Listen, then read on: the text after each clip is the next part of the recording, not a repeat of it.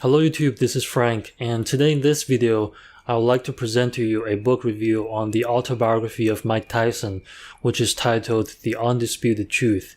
And to begin this video, I would like to talk to you about why I was interested in picking up this book in the first place.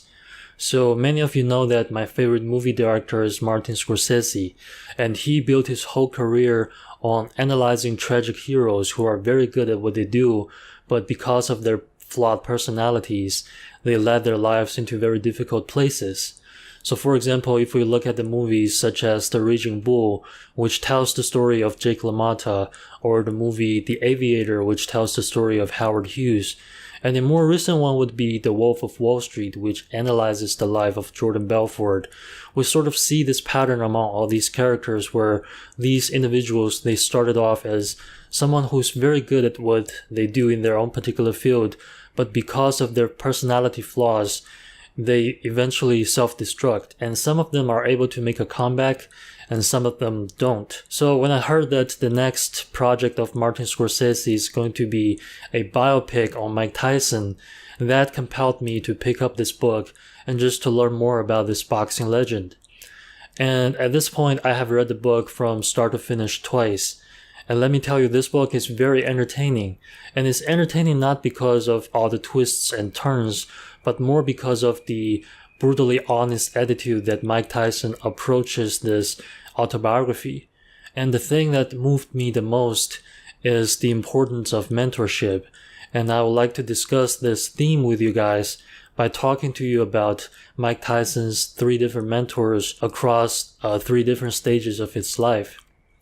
So the first mentor I would like to talk to you about is an elderly legendary boxing coach by the name of Cristo. When Mike Tyson was still a teenager, Cristo discovered his incredible potential in becoming a professional boxer, and their working relationship was the thing that eventually led Mike Tyson to become the youngest heavyweight champion of the world. And to really prepare him for this title, to really prime him for this honor, Cristo really deployed a whole bunch of very unconventional training methods. By that I mean he really got deep into Mike Tyson's psychology. You see, when Cristo discovered this teenage boy, he saw somebody who is very sensitive, extremely insecure, who grew up in a very rough neighborhood with a very dysfunctioning family and was just constantly being bullied by his peers. And right then and there, Cristo determined that in order to reforge him into a boxing champion, all these psychological burdens, all these weaknesses,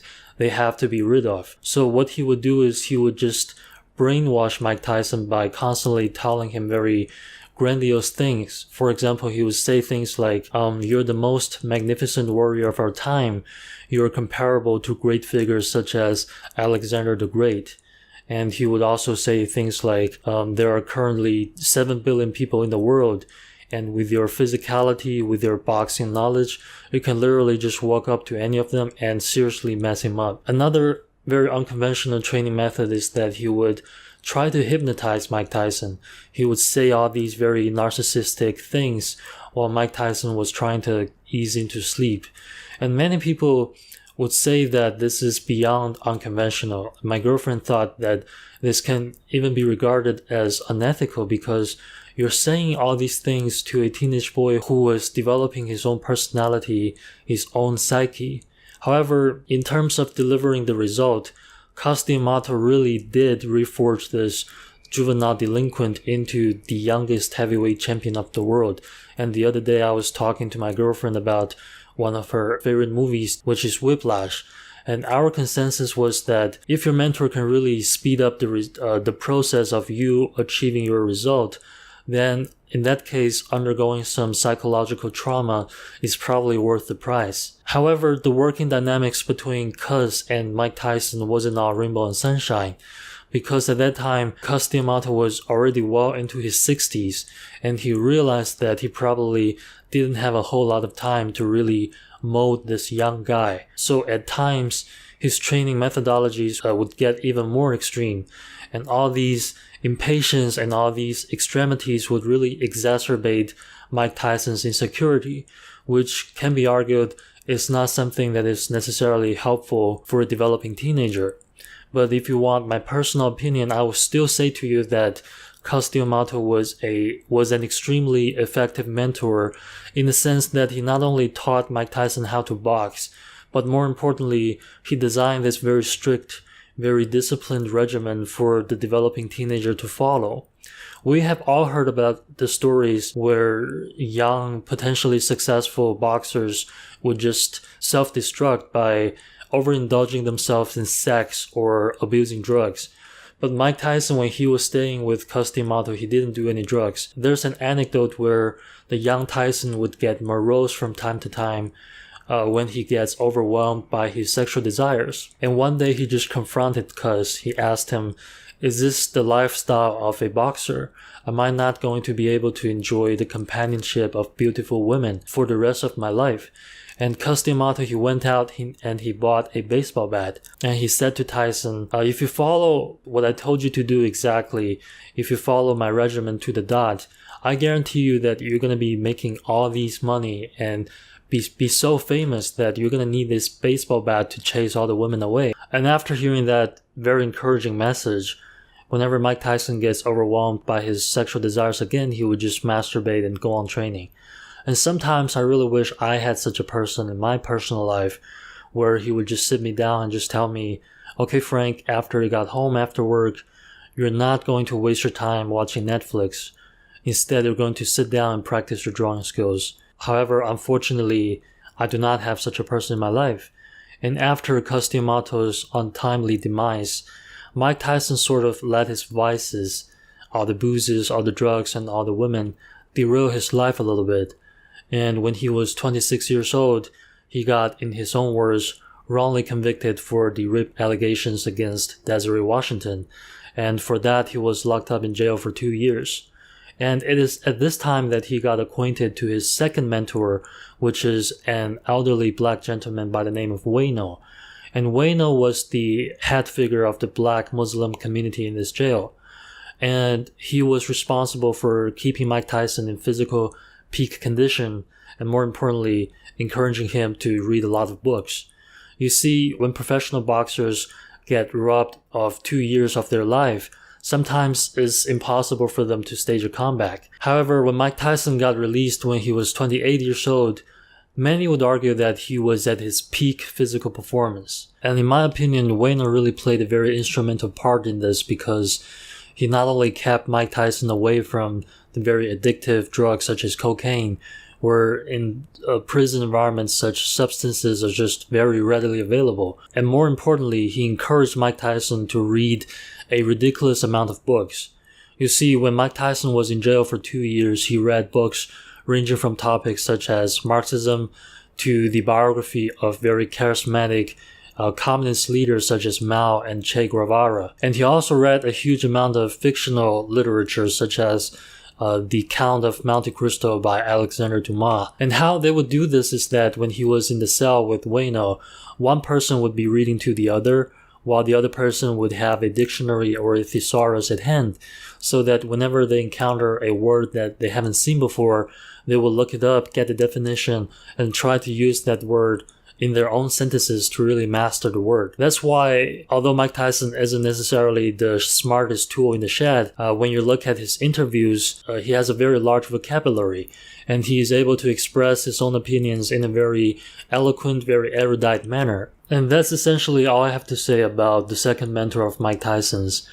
And Mike Tyson got introduced to his third mentor when he has already retired from the boxing scene, and he got re-addicted to cocaine, and he's having a very tough time with his family members, his wife, and his kids. And it is at this time that he got introduced to an elderly Russian psychologist by the name of Marilyn Murray. And Marilyn Murray was a US-born descendant of Russian immigrants, and she specialized in healing people off of their psychological childhood traumas.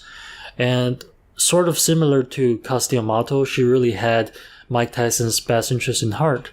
And that is because of her very fierce personality that Mike Tyson was really able to kick his cocaine habit, and he was able to land in some very prominent Hollywood gigs, such as his very well-known cameos in the Hangover series.